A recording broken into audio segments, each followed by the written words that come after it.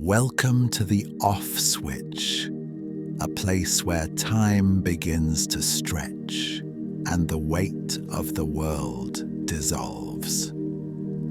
Tonight, we are engaging the off switch for your racing mind. Our destination is the Midnight Zone, the vast, silent interior of our planet's oceans.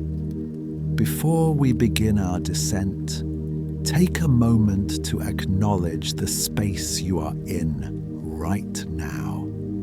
Like a deep sea submersible, your room is your sanctuary. The air is still. The blankets are heavy. You are perfectly safe.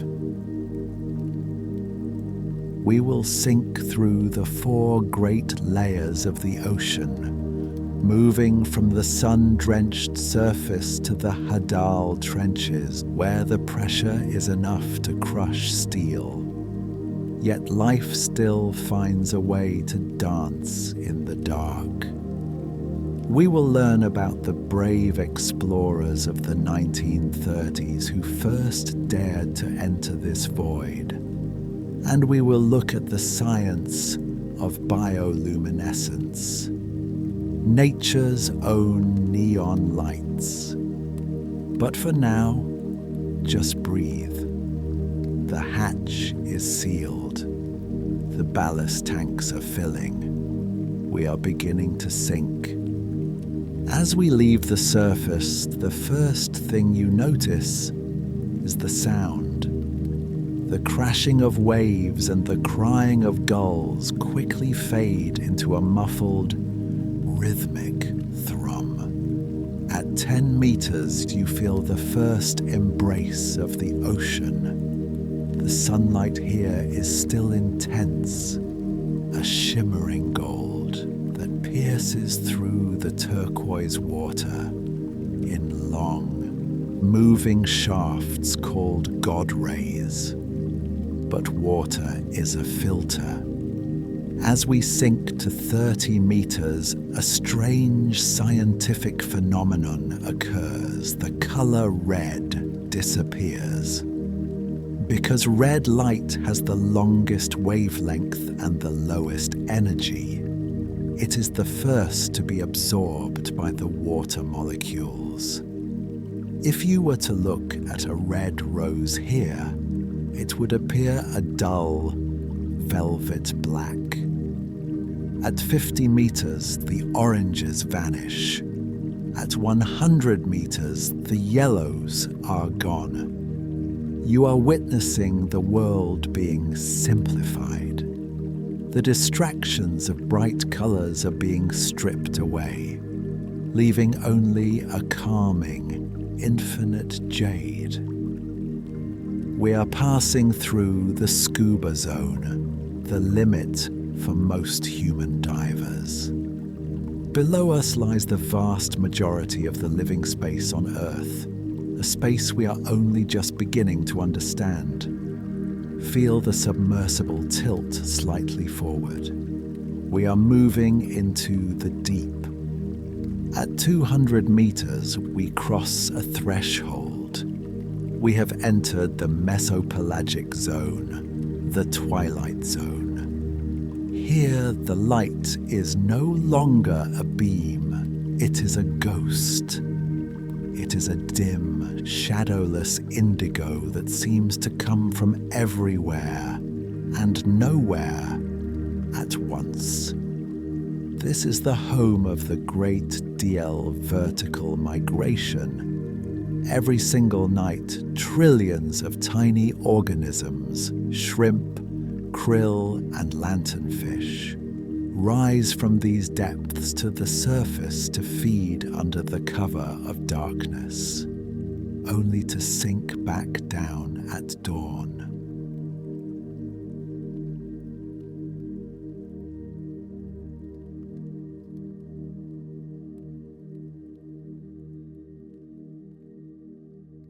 It is the largest migration of life on Earth, and it happens in total silence every 24 hours.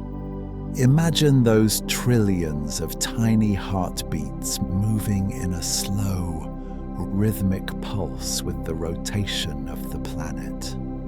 In 1934, William Beebe looked out the porthole of his bathysphere at this depth and saw things that challenged science. He saw the abyssal rainbow, the strange flashes of blue and green light emitted by creatures to startle predators. He was the first to realize that the deep isn't empty. It is a crowded theater of light.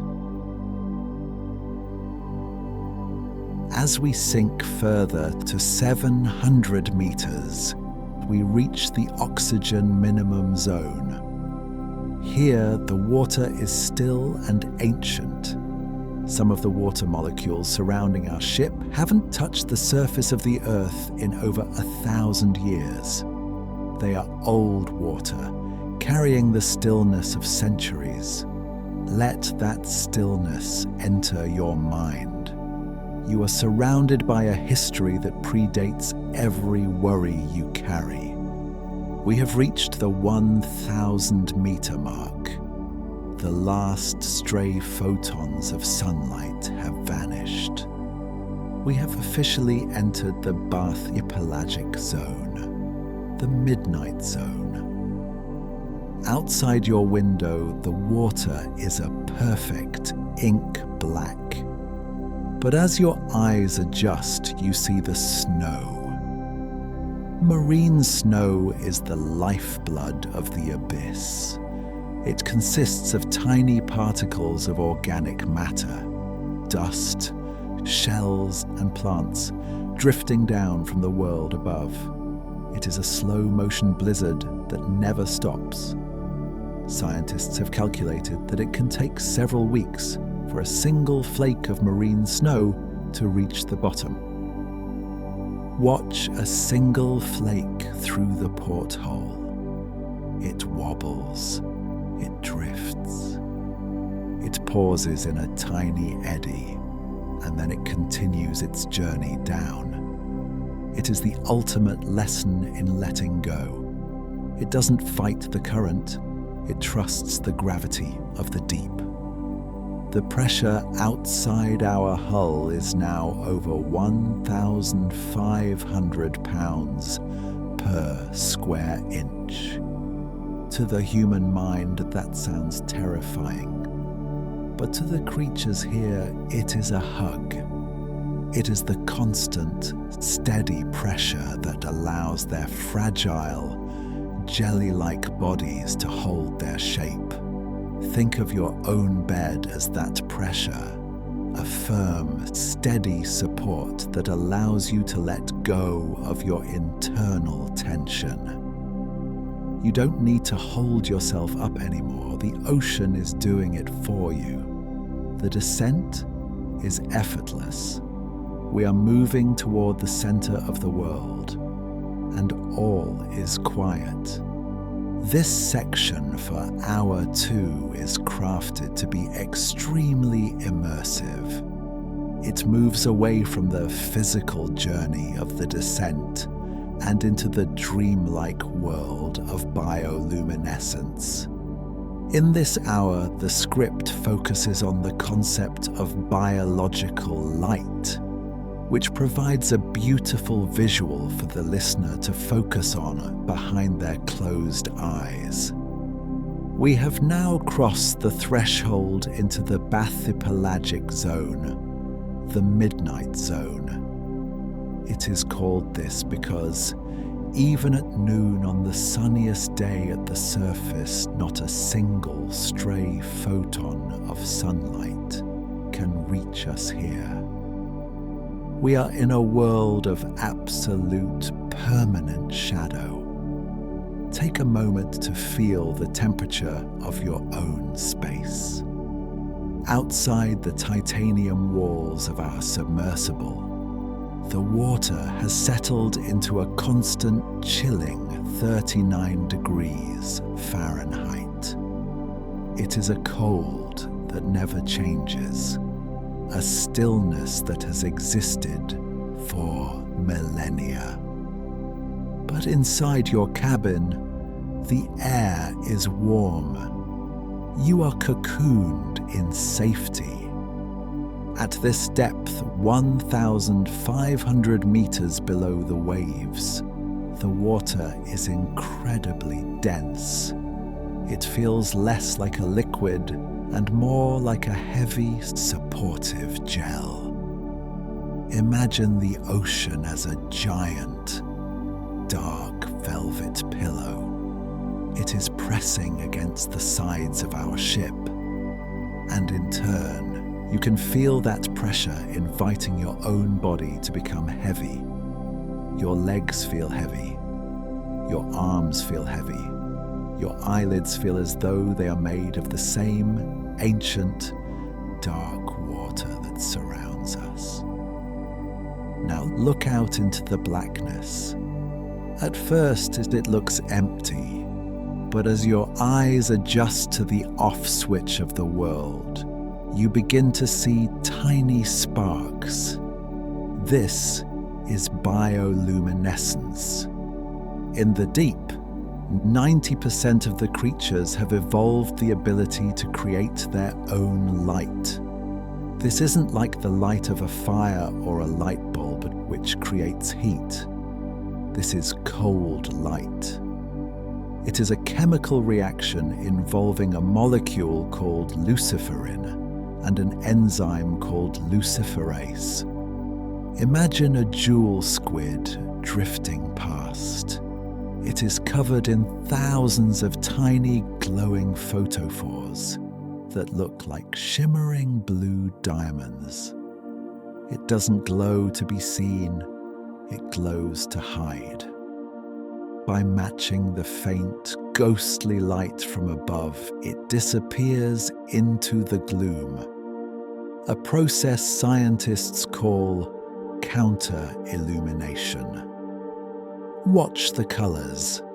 Most bioluminescence in the deep is blue or green, because those colors travel furthest through the water. But occasionally, you see a rare flicker of red. The dragonfish is one of the few creatures that can see and produce red light.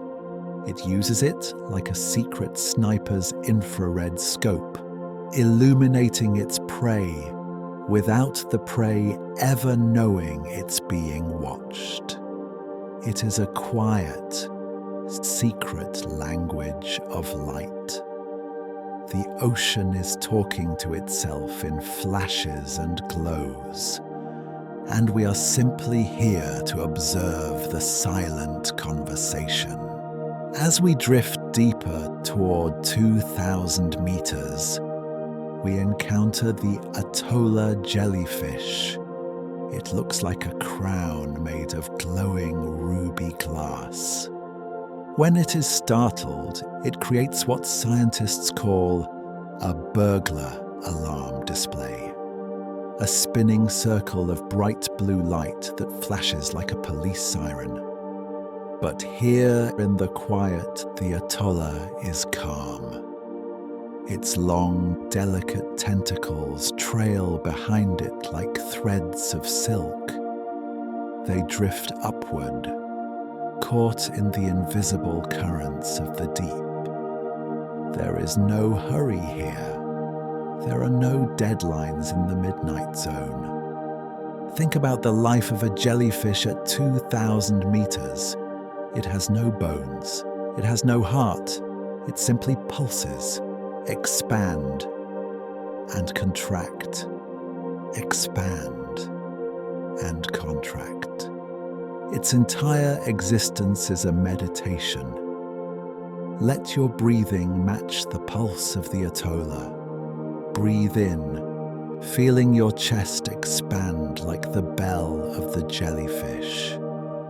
Breathe out, feeling yourself contract and sink a little deeper into your mattress. You are floating in a galaxy of living stars.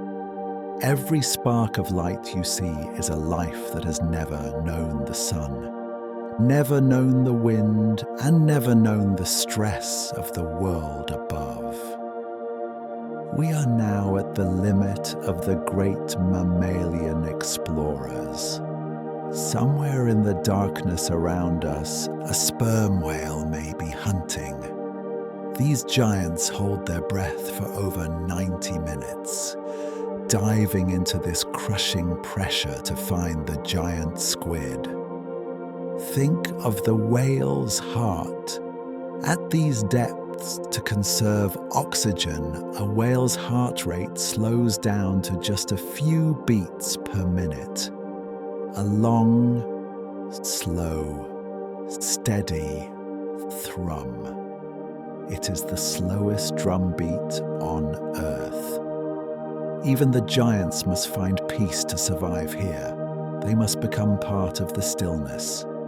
We are now 2,500 meters down. The surface is a distant memory. The sounds of the world are gone. There is only the hum of our ship, the occasional flash of a glowing squid, and the infinite, heavy, comforting dark. We are moving toward the true abyss, where the secrets of the earth are buried in the mud of time. You are deep, you are safe, and you are nearly asleep. We have reached a depth of 3,000 meters. The vertical descent is slowing down. Look out the porthole and watch as our external floodlights catch something new. For the last 2 hours, we have seen only the void, the endless liquid black. But now, a pale, ghostly horizon is appearing below us. This is the abyssal plain. It is the largest, flattest, and most silent environment on Earth. It is a desert of fine, grey silt, a sediment made of crushed shells, volcanic ash, and stardust that has been settling here for millions of years. As our landing skids touch the bottom, a massive cloud of dust rises up, swirling in slow motion like smoke in a room with no wind. Watch the dust. It doesn't fall, it drifts. It takes an hour for the cloud we just kicked up to settle back into its resting place. Everything here happens in slow motion. The currents move at less than a centimeter per second. Time has no meaning here. There are no seasons. There is no day or night. There is only the now. Imagine your mind as this plane, vast, level, unmoving. Any thoughts that were swirling are now beginning to settle, just like that fine grey silt. One by one, they drift down, finding their place in the mud, becoming part of the floor. You are grounded. You are at the very base of the world, where nothing can shake you. We begin to move our submersible forward, skimming just a few feet above the silt. Our lights sweep across the darkness, and suddenly, a shape emerges. It is iron. It is a shipwreck, lost a century ago. At this depth, shipwrecks don't look like they do in the movies. There is no wood. The wood-boring worms of the deep have long since consumed it. What remains is a skeleton of steel and rust. But look at the rust. It has formed into rusticles, long, delicate icicles of oxidized metal that hang from the railings like frozen orange moss. Think of the history contained in this hull. Once this ship moved through the wind and the waves. It saw the sun and the stars. Now it has found its final, eternal rest. It has become a reef. Tiny, translucent sea cucumbers, looking like glass pigs, scoot slowly across the deck. They are the janitors of the deep, meticulously cleaning the silt. There is a profound peace in seeing something that was once so loud and busy, now becoming so quiet. The engines are silent, the bells are hushed, the iron is returning to the earth. Like this ship, you are allowed to stop your engines. You are allowed to let the currents of sleep wash over you. You have reached your destination. There is nowhere left to go and nothing left to do but rest in the stillness of the iron and the salt. As we move away from the wreck, we find something even older. Half buried in the silt is a tooth. It is 7 inches long, triangular and heavy.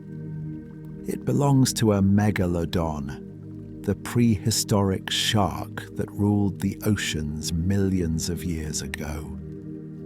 This tooth hasn't moved in 5 million years. It has sat in this exact spot while empires rose and fell above the surface. It sat here while the ice ages came and went. It is cold to the touch, or it would be if you could reach out and feel it. It is perfectly preserved by the constant temperature and the lack of oxygen.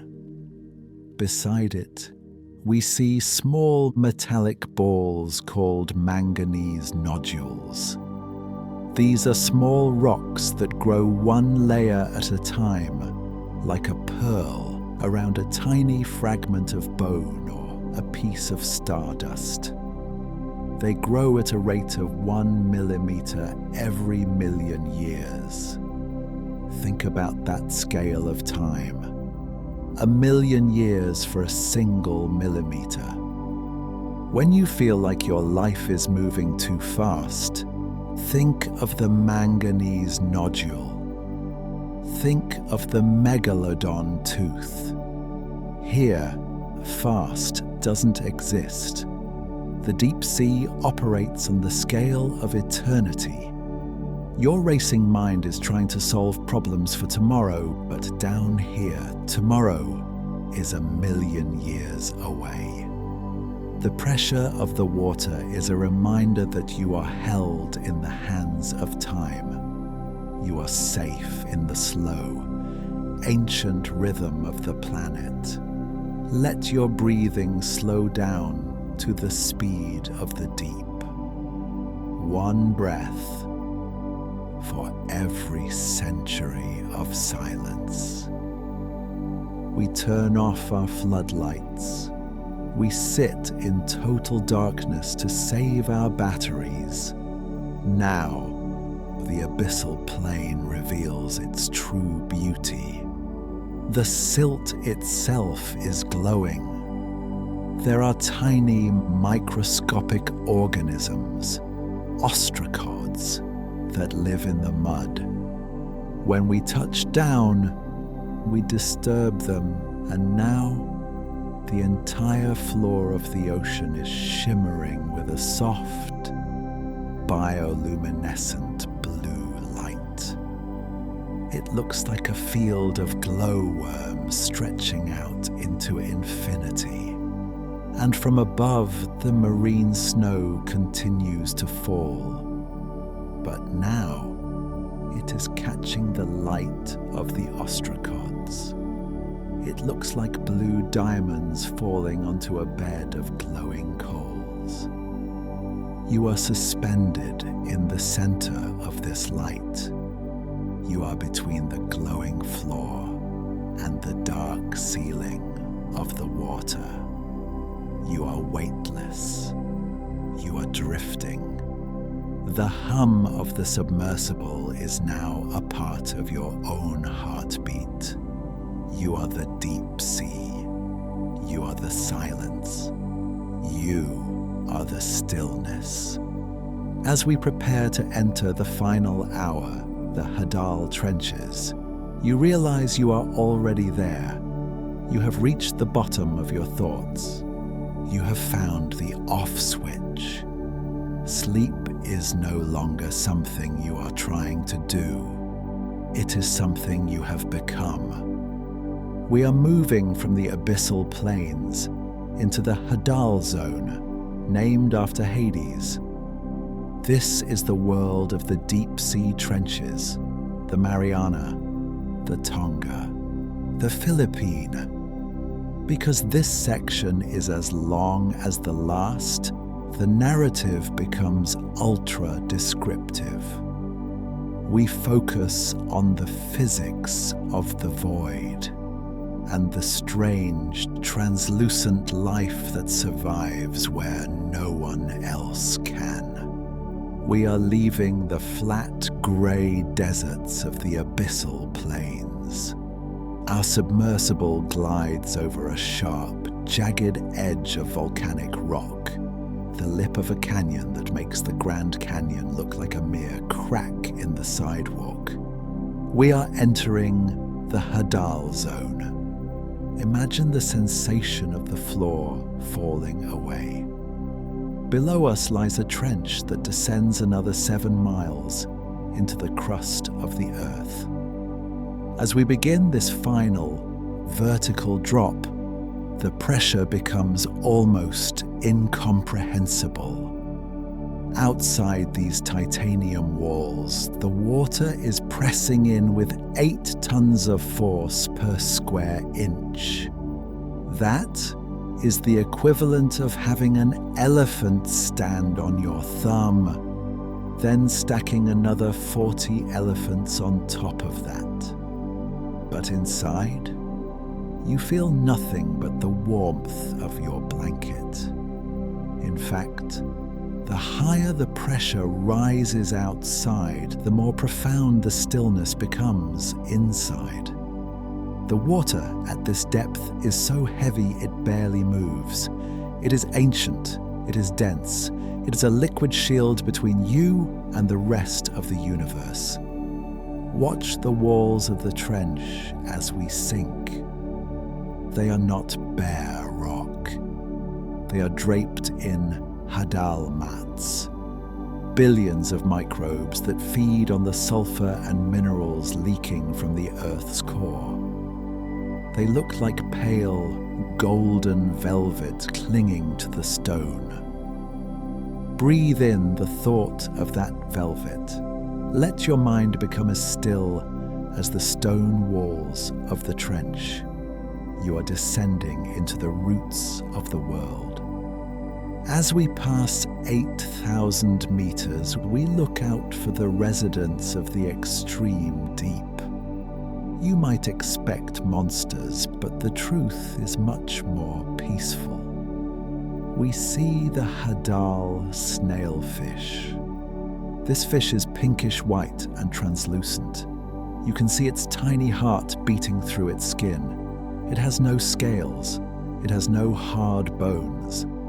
Its skeleton is made of flexible cartilage, and its body is infused with a special protein called trimethylamine N oxide that prevents its cells from being crushed by the weight of the water. Watch the snailfish move. It doesn't swim so much as it wafts through the water like a piece of wet tissue paper. It is the softest thing in the hardest environment on Earth. It survives not by fighting the pressure, but by becoming one with it. It offers no resistance. There is a lesson here for your racing mind. The stress and pressure of your life only crush you if you remain rigid. If you become like the snailfish, soft, flexible and accepting of the environment, the pressure simply holds you together You are safe. You are fluid. Your bones are relaxing. Your muscles are turning to silk. You are wafting through the dark, perfectly adapted to this beautiful, silent void. For the next 15 minutes, I want you to just focus on the sound of the quiet. Allow yourself to sink into the assembly line of slow, rhythmic breathing. In, out, in, out.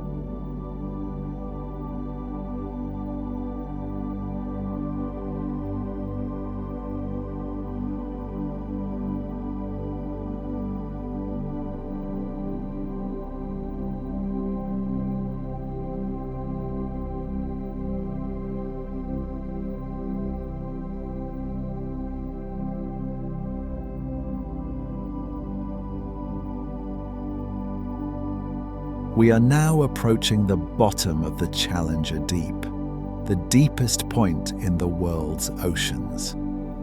At 10,935 meters, we are further down than Mount Everest is high.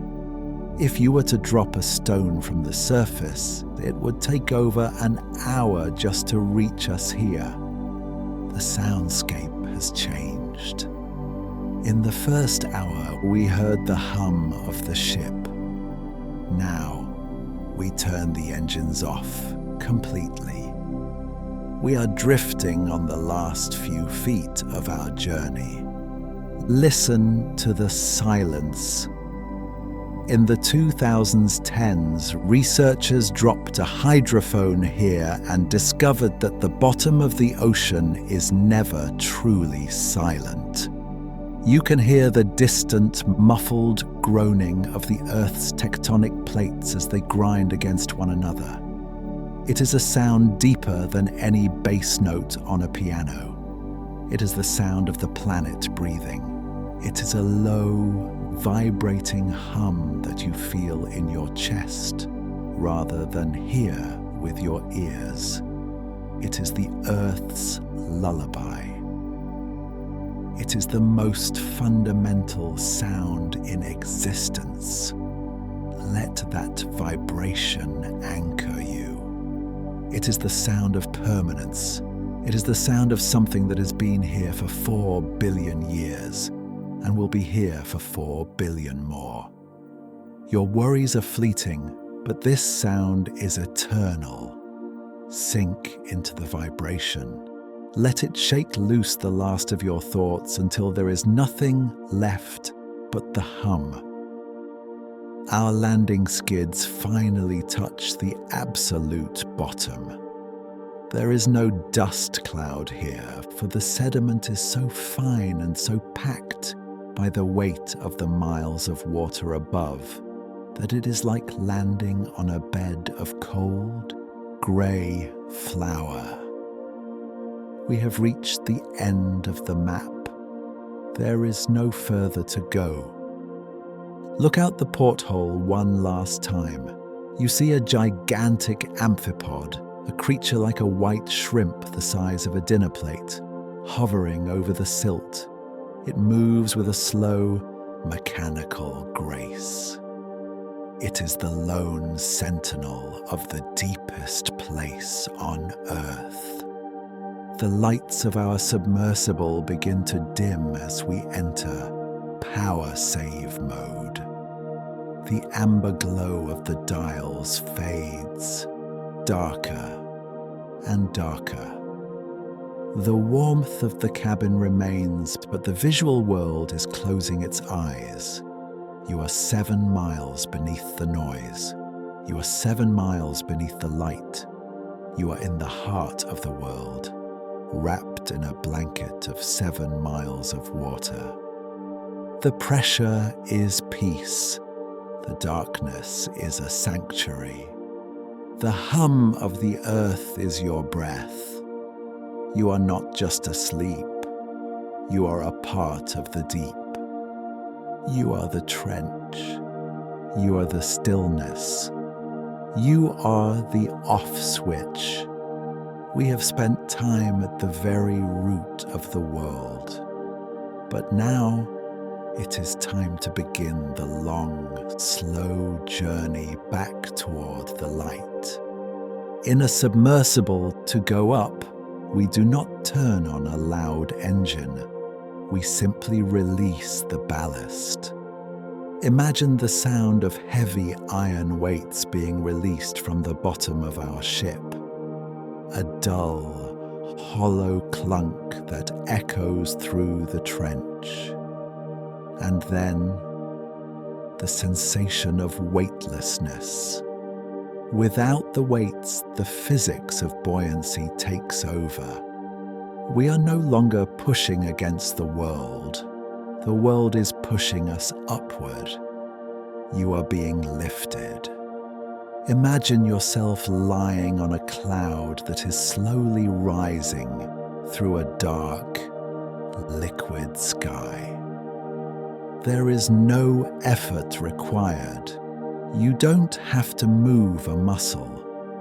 The ocean is exhaling, and you are rising with its breath.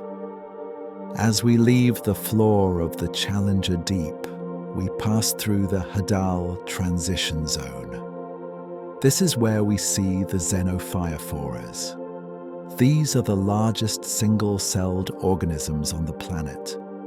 They look like giant ruffled sponges made of mud and sand, some as large as a foot across.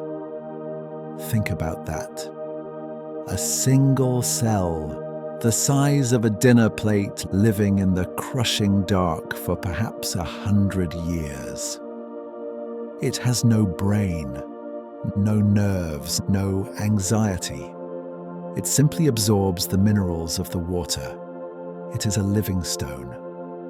Let your mind become like the xenophyrophore, one single, calm cell, absorbing the peace of the deep, existing in a state of perfect, unbothered being. As we rise past 7,000 meters, we enter the world of the deep carbon cycle. This is one of the most important scientific processes for the health of our planet, and it happens in total silence. The carbon from the surface world, the trees, the air, the breath of animals, eventually finds its way down here. It is buried in the silt of the trenches, locked away for millions of years. The deep sea is the Earth's giant storage locker for the things the surface no longer needs. Think of your own mind this way. All the carbon of your day, the frantic thoughts, the conversations, the noise, is being processed by the deep. It is being buried under miles of cool, heavy water. It is being locked away where it can no longer affect the atmosphere of your spirit. You are being cleaned. You are being filtered. The deep sea is taking your stress and turning it into ancient stone. By the time we reach the surface, you will be lighter. You will be new. You are rising, and the weight is staying behind. We are now rising back through the abyssal plains at 4,000 meters. The darkness is still absolute, but the feeling of the water is changing. It is becoming slightly less dense. The pressure is lifting. 1 pound at a time. We find ourselves moving alongside the DL vertical migration once again. But now, it is the reverse.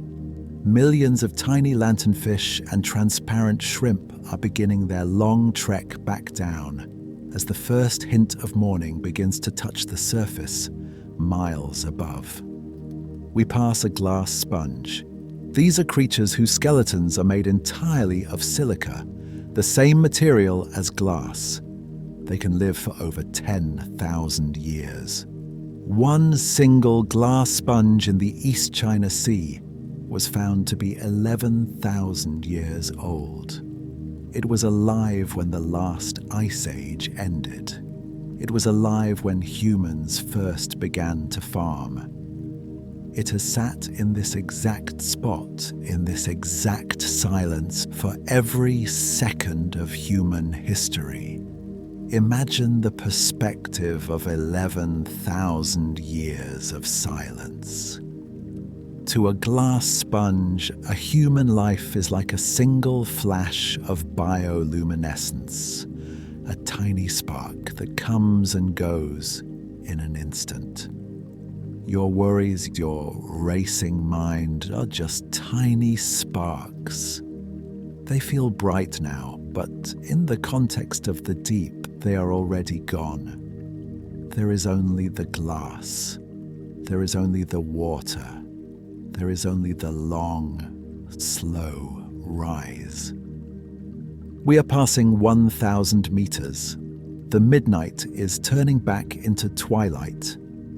A ghost of a color is beginning to appear outside the porthole. It isn't light yet, but the absence of total black. It is a deep, velvety navy. We see the first jellyfish of the upper layers. Their pulses are faster than the ones below, a sign that we are returning to the world of life. But you are different now. You are carrying the stillness of the trench with you. As the submersible finally breaks the surface, the off switch remains flipped. The hatch does not open yet. We sit here bobbing gently on the surface of the midnight ocean. You can hear the soft slap, slap, slap of the waves against the hull. The air in your cabin is cool and fresh. Above you, through the top viewport, you see the stars. The same sparks of light you saw in the deep. But now, they are millions of miles away. You have traveled to the bottom of the world and back. You have seen the history of the earth written in the mud. You have felt the pressure of peace. Your journey is over, but the quiet remains. The ocean is within you now. You are heavy. You are still. You are deep. You are asleep. We have reached the absolute limit of our descent. Now, we begin the long, silent journey back toward the surface. In the deep sea, rising is not an act of power. It is an act of surrender. We release the heavy iron weights that held us to the floor of the trench. Listen for the muffled metallic thrum as the ballast falls away into the silt. Now, we are lighter than the water around us. We are beginning to float. It is a strange, beautiful sensation, the feeling of being lifted by an invisible hand. You are rising at a rate of just 1 meter per second. At this speed, the transition is almost imperceptible. It feels like being suspended in a dream where gravity has been inverted. As we drift upward through the Hadal Zone, we pass the abyssal hills. These are the most common geological features on our planet, yet fewer people have seen them than have seen the surface of the moon. They are small, rolling domes of volcanic rock, covered in a thick carpet of ancient dust. Think of the dust of the deep as a library. Every grain of silt is a record of a moment in Earth's history. A microscopic shell of a plankton that lived during the time of the pharaohs. A fleck of ash from a volcanic eruption in the Middle Ages. A piece of a meteorite that fell before humans existed. It is all here, settled and still. As you rise, you are moving through the layers of time itself. You are leaving the history of the Earth behind and moving back toward the present. But you are carrying the silence of those millions of years with you. It is a weightless cargo. It is the peace of the ages. We have reached 5,000 meters. The pressure is decreasing and the density of the silence is changing. We are moving through a forest of glass sponges.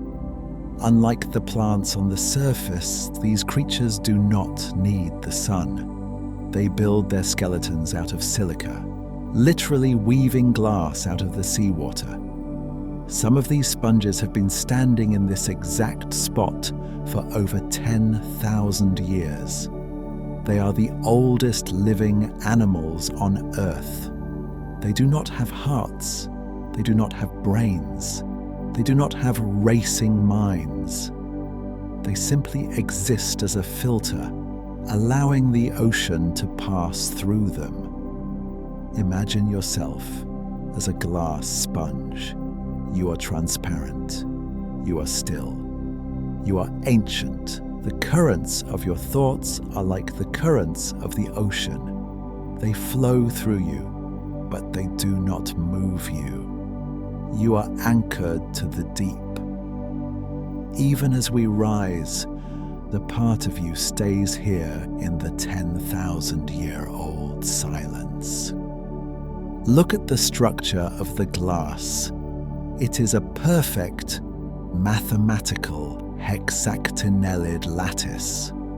It is a reminder that even in the darkest, most pressurized places on Earth, there is perfect order. There is a design. There is a rhythm. Your breath is part of that rhythm. In and out, like the slow pulse of a glass sponge that has seen 10 millennia of midnight. You are safe in the arms of time. We are passing through the 2,000-meter mark. We are back in the midnight zone, but the ceiling is getting closer. Here we see the tripod fish. It sits on the bottom of the ocean on 3 long, delicate fins that look like stilts. It faces into the current with its tiny arms outstretched, waiting for the ocean to bring it what it needs. It does not hunt. It does not worry about the next meal. It trusts the flow of the deep. There is a profound lesson in the trust of the tripod fish. It knows that the ocean will provide. It knows that it is exactly where it needs to be. As you drift toward the surface of sleep, try to find that same trust. You don't need to chase sleep. You don't need to hunt for rest. Like the tripod fish, you can simply sit still and let the rest come to you. The ocean of sleep is already moving toward you. It is unavoidable. It is certain. The water outside the porthole is shifting from a black that absorbs light to a black that reflects it. A deep velvet navy. We are approaching the Twilight Zone. The bioluminescent flashes of the jellyfish are becoming more frequent. Like the street lights of a city you are approaching from a long distance. But you aren't ready to wake up. You are simply moving into a shallower, softer dream. We are now at 500 meters. The pressure is gone. The heavy, weighted blanket feeling of the deep is being replaced by a sense of total, airy, weightless. As the submersible breaks the surface, there is a gentle thud as we hit the air. The ship bobs on the waves. You can hear the water rushing off the sides of the titanium hull. But the hatch remains closed. We are staying in our sanctuary for as long as you need. Outside, it is a star-filled night. The moon is a silver crescent hanging over an ocean that is now calm and flat. The journey is over. You have traveled 7 miles down and 7 miles back up. You have seen the foundations of the world. Your mind is no longer racing. It has been off-switched by the sheer scale of the abyss. The problems of the surface feel small now, tiny sparks of light that have already faded into the dark. You are home. You are safe. You are wrapped in the warmth of your cabin, and the deep sea is now a part of your dreams. The hum of the ship is fading. The voice is fading. There is only the sound of the water. Slap, slap, slap. The rhythm of the tide. The rhythm of your breath. The rhythm of sleep. Good night. The deep is with you.